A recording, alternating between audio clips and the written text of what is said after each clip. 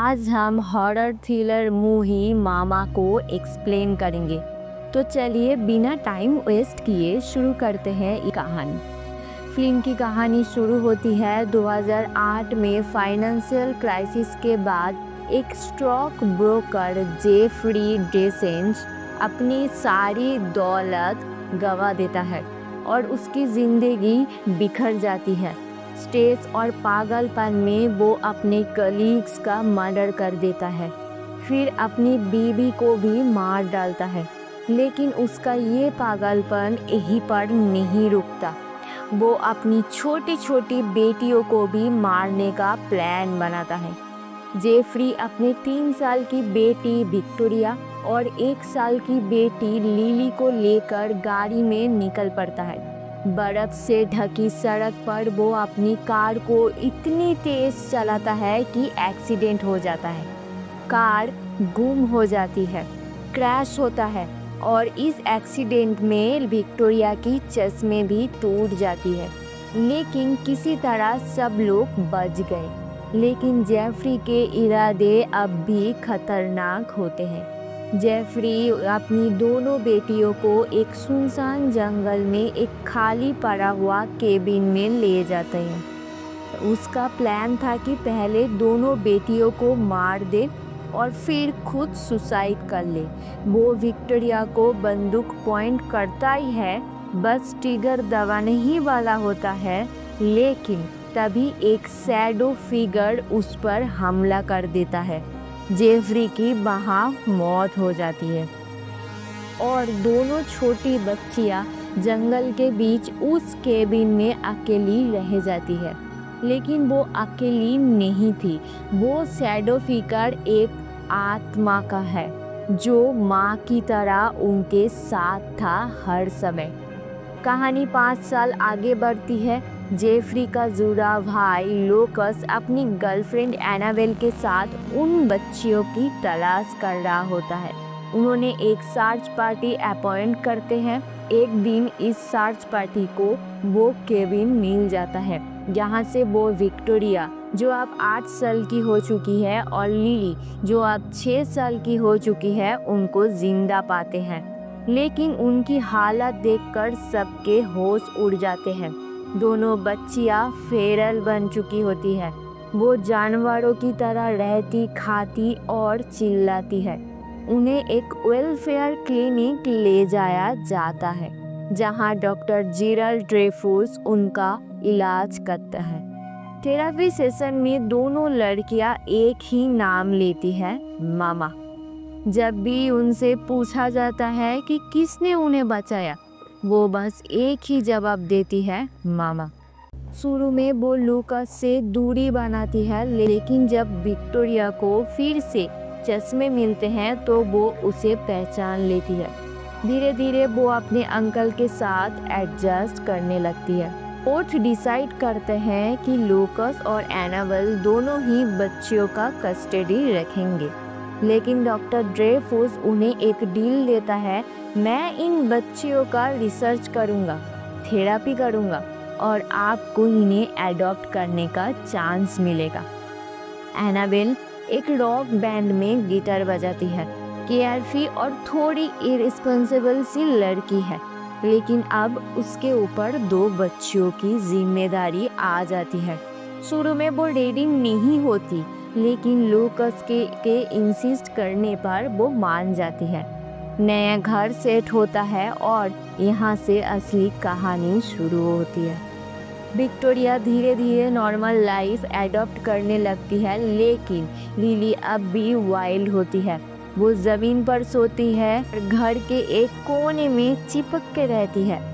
एक रात लूकस पर कोई अनोखा साया अटैक कर देता है। लूकस कोमा में चला जाता है और एनाबेल को अकेले ही दोनों लड़कियों की देखभाल करनी पड़ती है। एनाबेल को अजीब अजीब सपने आने लगते हैं, एक अनजान औरत की जो लगता है उनके घर में रहती है। और फिर विक्टोरिया भी उसे वार्न करती है, मामा को गुस्सा आता है जब तुम हमें अपना बनाने की कोशिश करती हो।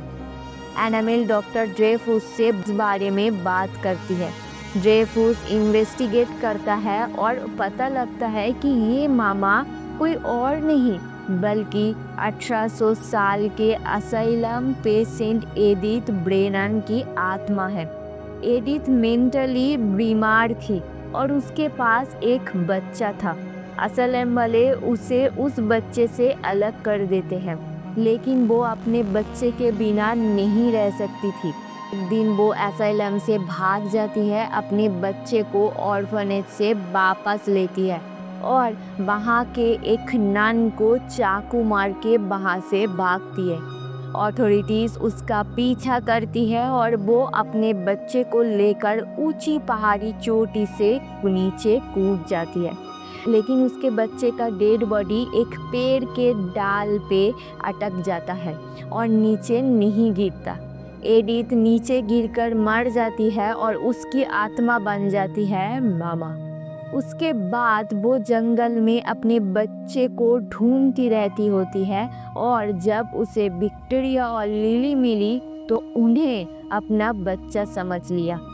लूकस कोमा में होता है, लेकिन एक दिन उसे अपने मरे हुए जुड़ा भाई जेफरी का विजन दिखाई देता है, जो उसे कहता है अपनी बेटियों को बचा, और उसे तब होश आ जाता है। डॉक्टर ड्रेफूस असाइलम में मामा के बारे में और रिसर्च करने जाते हैं और वो मामा के हाथों मारा जाता है। अब मामा एनाबेल और दोनों लड़कियों को डायरेक्टली टारगेट करती है।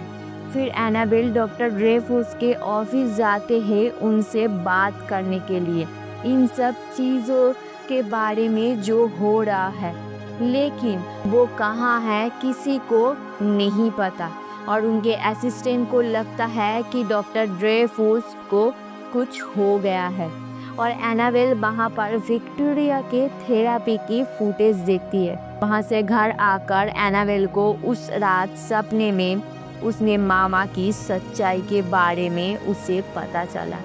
एक दिन मामा लूकस की ग्रेट आंट जीन को मार देती है और उसके बॉडी का इस्तेमाल करके विक्टोरिया और लिली को अपने साथ ले जाती है। एनाबेल और लूकस बच्चियों का पीछा करते हुए जंगल तक पहुंच जाते हैं उस केबिन में, लेकिन वहां पर बच्चियां नहीं होती है।